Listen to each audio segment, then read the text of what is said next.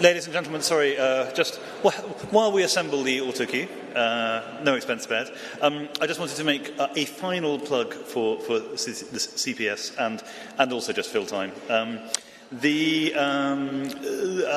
Because George Osborne and Kamal Ahmed are not the only people with successful podcasts, our brilliant CapEx website, which you should all subscribe to the newsletter of, now has a new podcast called The Capitalist, which provides a weekly briefing on all the most important economic and political events in the UK. And beyond, in fact. But I also wanted to, you will have had the flyers on your table, but I also wanted to talk about our annual Margaret Thatcher Fellowship.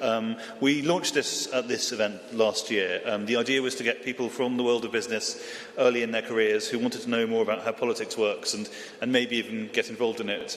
We've had a brilliant cohort who've been able to learn about politics, economics, the media and Westminster, not least over private discussions and seminars with some of the very people who've been speaking so far today. Applications for the next cohort will be opening in the coming days, so if you're interested in applying or know someone who might, please visit our website or talk to any of the fellows that you meet at this event about the experience they've had and why it's a wonderful thing to do. With that, I think, is that the auto cue ready? Is that anything else done? Okay, well, I will... I'll carry on vamping. While I just wait for official confirmation, I should also just say thank you to our incredibly dedicated team at the CPS, both the staff and volunteers, and in particular to my colleagues Emma Revel and Vincent Falea, who have done a fantastic job of organising pretty much everything that's happened today. So thank you so much to them. And with that, I will... Yeah.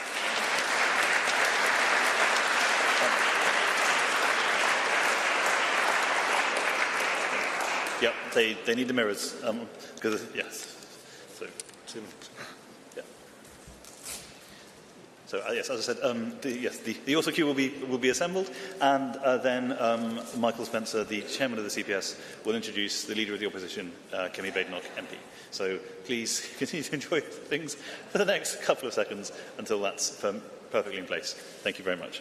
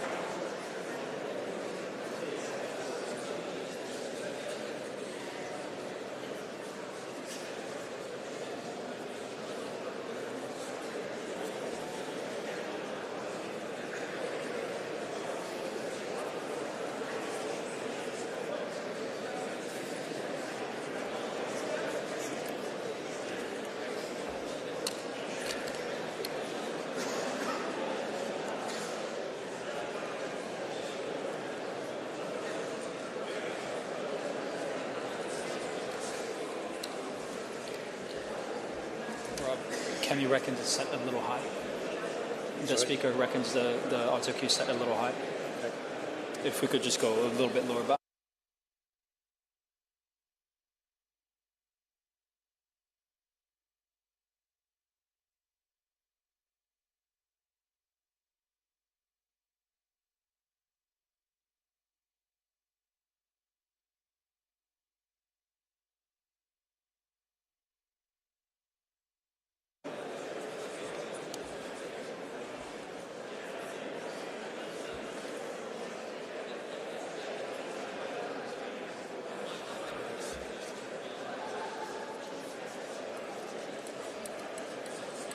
So I'm doing the height check.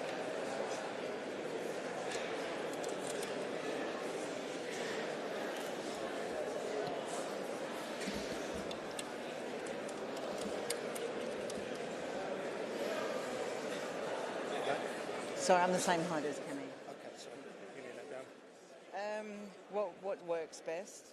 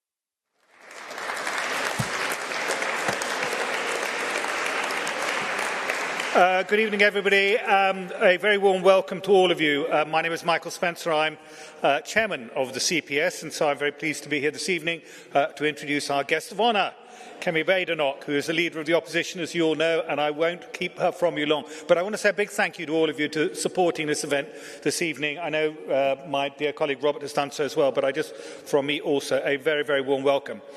As all of you know, I hope all of you know, it's 51 years ago since the CPS was founded by Margaret Thatcher and Keith Joseph, and indeed 50 years ago since Thatcher herself became a leader of the Conservative Party.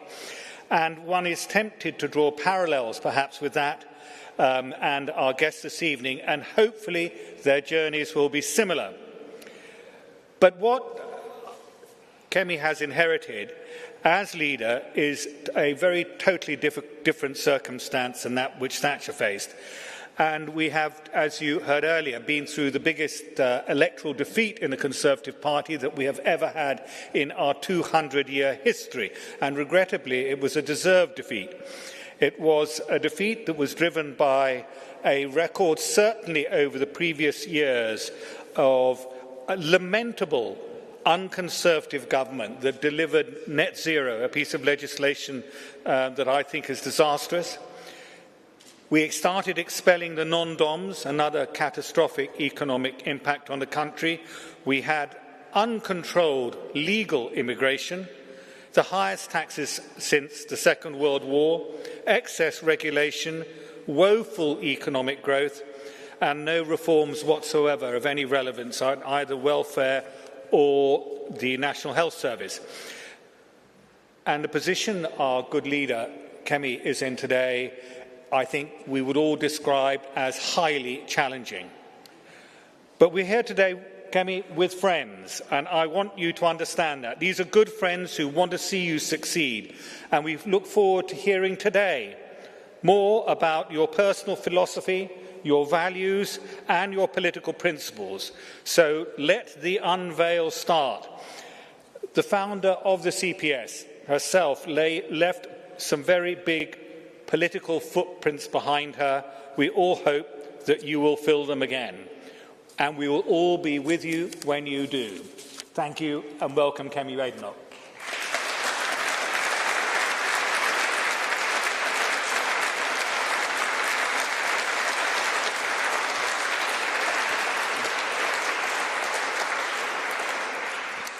Good evening, ladies and gentlemen. Today we honour Margaret Thatcher. Not just...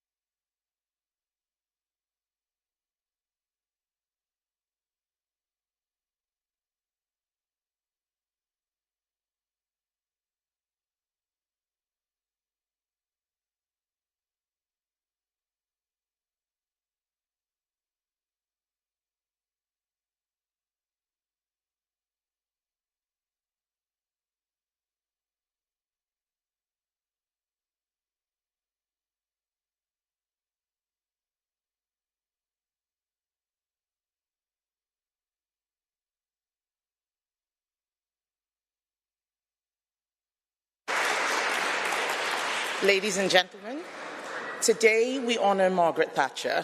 Clearly some are still quite terrified by her. Yes, sure. This is just like my election hustings.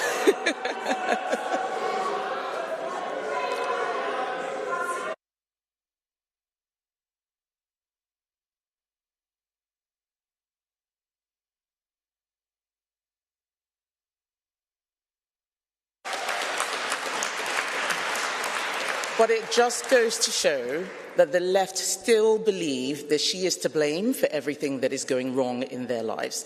And that is why it is so critical that all of us here honour Mrs Thatcher, not just as Britain's first female Prime Minister, but as the leader who saved our country from that lot.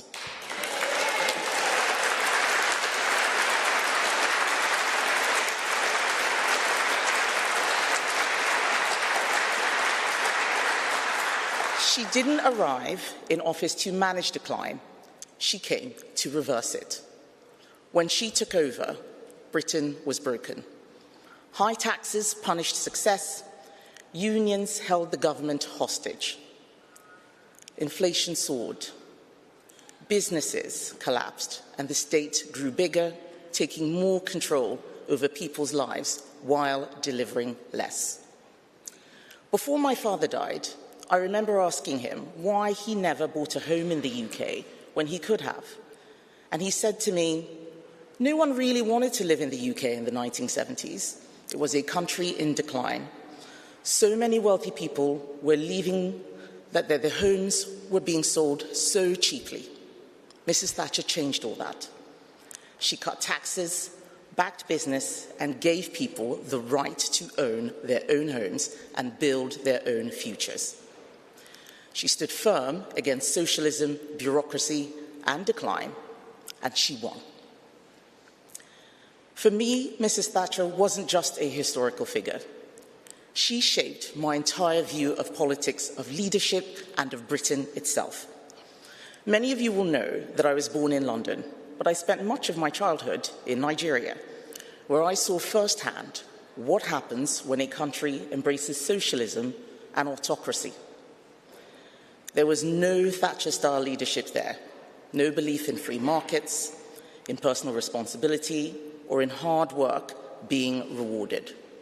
Instead, there was corruption, state control, and economic decline. I remember constant power cuts growing up, shortages, and the fear that came with living in a place where the state was strong, but the people were weak. I also remember boys in my class at school mocking girls and telling us our place was in the kitchen. 2 words always shut them up: Margaret Thatcher. When I moved back to the UK as a teenager, I came not to the country in decline that my father remembered, but to a country transformed by Thatcher's revolution, a country that had confidence, energy, and opportunity. I saw what leadership could do, what conservative principles could achieve, and I realised that Britain was special. I became a Conservative because I saw what happens when government overreaches, when socialism takes hold, and when the individual is crushed under the weight of bureaucracy and the soft bigotry of low expectations. Margaret Thatcher taught me something powerful.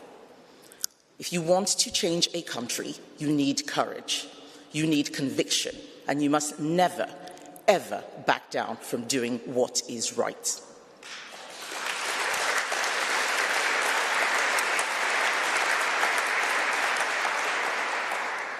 That belief has driven me ever since. It drove me in business, it drove me in politics, and it drives me today as leader of the Conservative Party. Lady Thatcher didn't just transform Britain at home. She re-established our country as a global power, not just through economic revival, although she did that, but by standing firm in the world, protecting British interests, and refusing to be bullied. She understood a fundamental truth. A strong nation is clear about who its enemies are and what its interests are. She knew that appeasement never works and that weakness invites aggression. Her decision to send a naval fleet thousands of miles away to reclaim the Falklands Islands was risky. Many in Whitehall advised against it. The UN wanted Britain to negotiate them away. Others thought it wasn't worth the fight. But Mrs Thatcher knew what was at stake.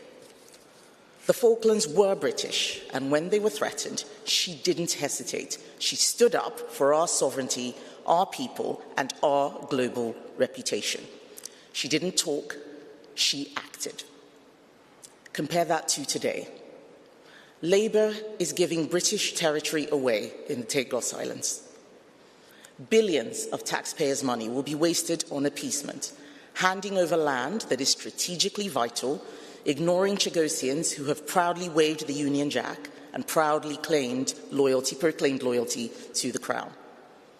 The excuses we hear about UN court rulings and electromagnetic signals are nonsense. British territory is British territory.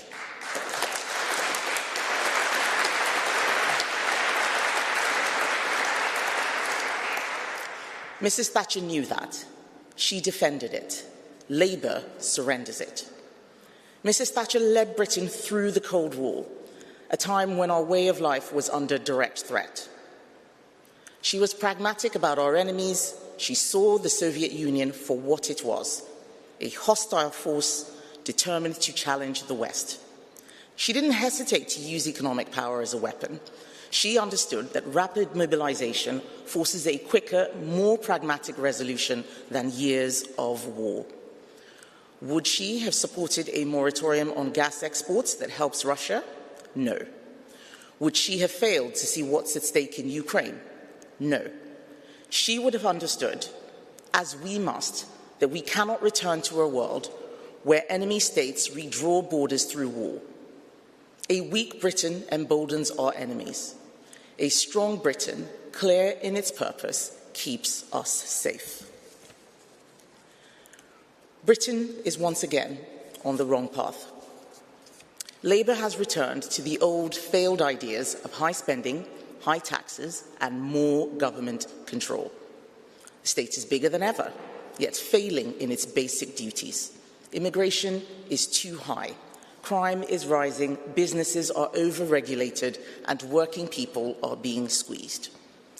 Conservatives have to take responsibility for some of this too. We also have to fix it. We cannot meet this moment with half measures. We must be as bold as Mrs Thatcher was. That is why, under my leadership, the Conservative Party will return to first principles just as she did. Tomorrow, I will be launching the Conservative Party's biggest policy renewal programme in 50 years. We're not announcing detailed policies tomorrow, but we know where we need to get to. We know that we will cut taxes and scrap burdensome regulations so businesses can grow, jobs can be created, and hard work is rewarded. We know we will fight for secure borders and law and order, because a country that cannot defend itself, at home or abroad, is a country in decline. We know we must shrink the size of the state and end government waste and dependency, because people should decide how to spend their money, not politicians. And we know we must stand up for Britain's values and history, because we should never apologise for our success.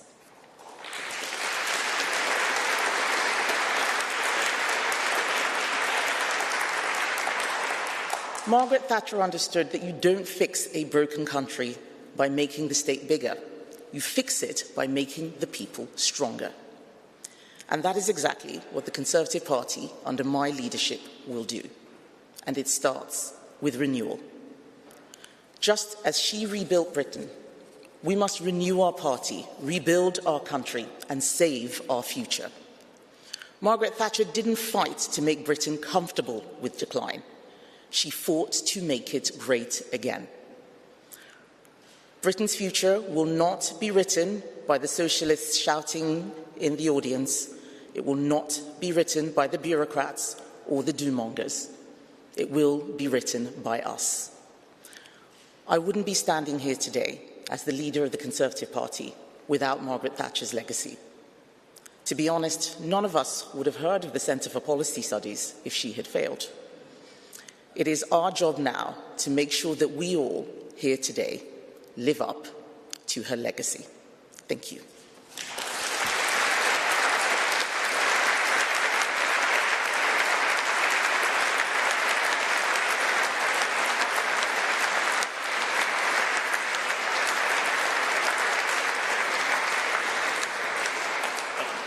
Thank you so much, Kemi, and thank you all, with two exceptions, for joining us here today.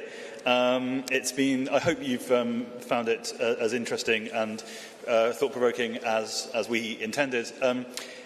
Please, if you are joining us for drinks and dinner afterwards, then please make your way through behind me. If you're not, please don't fake your way through it. Well, we do have a list of people.